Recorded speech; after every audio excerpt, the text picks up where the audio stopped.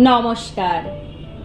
দেবলীনা চ্যাটার্জির লেখা কবিতা বাবার সংজ্ঞা।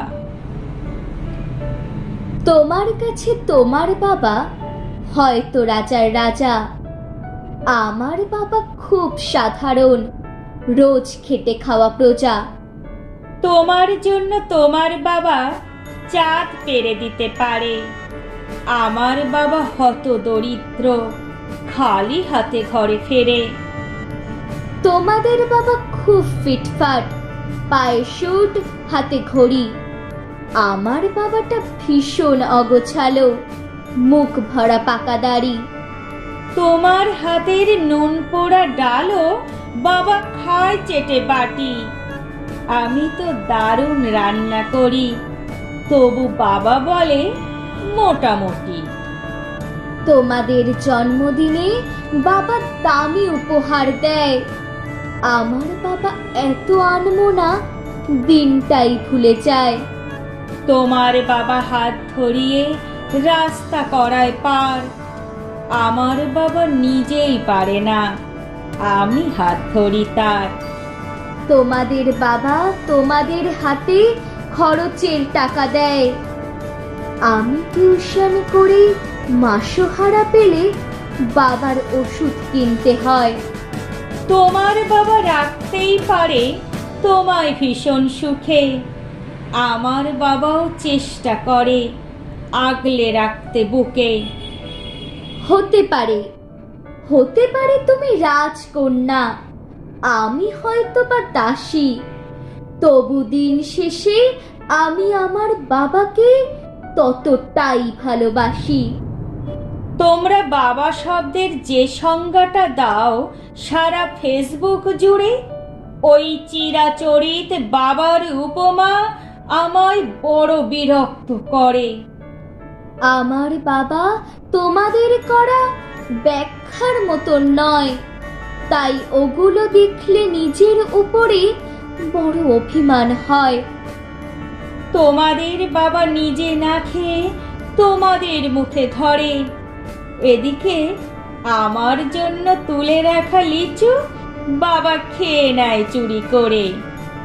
বোঝেই না উনি এত শত কথা, বড্ড সরল জানো, তাই তো এমন জটিল সমাজে ভীষণ বেমানান ও।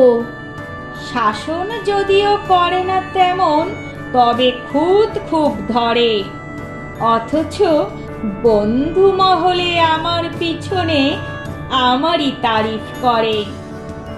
আমি নিজেও ওনাকে বকাঝকা করি, ভুল করলে অকস্মাৎ, আবার কেউ ওনার দিকে আঙুল তুললে ভাঙতে পারি সে হাত। বাবা পরীক্ষার আগে সংশয়ে বলে, পাশ করবি তো বল।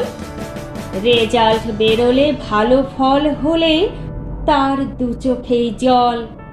কিছুই করি না তবুও আমায় সারা দিন ধরে বকে, কিন্তু যখন সবাই বিরূপ ঠিক তখনই পাশে থাকে। যে বলে খালি আমার দ্বারা কিছুই হবে না নাকি, তাকেই আমার সাফল্যে আমি দামামা বাজাতে দেখি। সবচেয়ে বেশি অশান্তি করি যেই লোকটার সাথে, আমার বিয়ের পাকা কথা হলে সে হাউমাউ করে কাঁদে।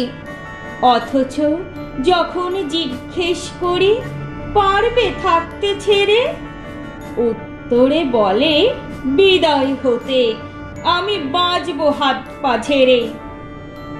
অনুতাপ জমে বুকের গহনে, অভিমান জন্মায় সময়ের সাথে, যদিও আবার সে বরফ গলে যায়।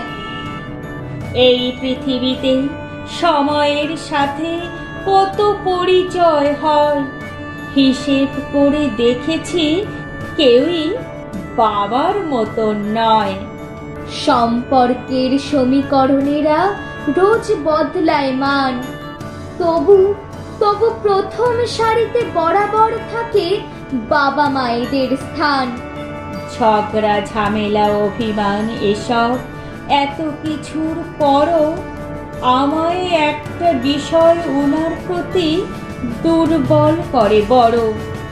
আমাকে আমার প্রিয় মানুষেরা এত নামে ডাকলেও বাবার মতো মা আমার বলে কই ডাকে না তো কেউ।